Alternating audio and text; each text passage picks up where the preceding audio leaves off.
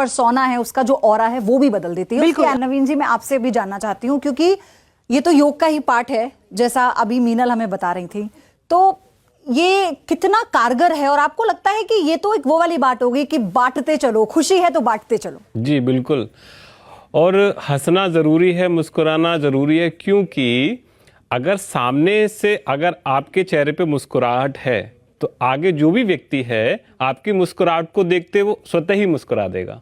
ठीक है, जैसे अभी डॉक्टर साहब बता रहे थे कि न्यूबॉर्न बेबी है, अगर उसकी मदर उसको बड़े पुचकार के, खिलखिलाहट के उनको बुलाती हैं तो उनका रिस्पॉन्स कितना अच्छा होता है। जैसा माता का होता है वैसे ही बच्चे का होता है।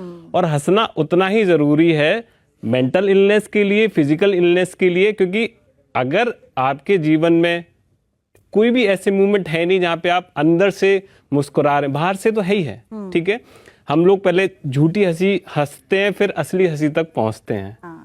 ठीक है, वो कारण बनती है उसकी। लेकिन जिनके अंदर से मुस्कुराहट है, तो अगर वो किसी भी चीज में, किसी बीमारी से सफर कर रहे हैं, तो उनका जो पीरियड है ठीक होने का वो बहुत कम हो जाता है। ठीक है, चाहे वो कुछ पॉजिटिव, जी, चाहे वो मेंटल इलनेस है, चाहे वो फिजिकल इलनेस है। दूसरी बात है कि जब भी आप हंसते हैं या मुस्कुराते हैं तो आपके शरीर में जो, जैसे डॉक्टर साहब बता रहे थे, जो कोर्टिसोल लेवल है वो बॉडी में प्रोड्यूस कम होता है, क्योंकि वो स्ट्रेस का सबसे बड़ा कारण है। ठीक है, एंडोर्फिन जो हार्मोन है वो बॉडी में बढ़ने लगता है, जिससे आपके फेस पे ग्लो आता है, आपके फेस की नर्व्स हेल्दी होती हैं।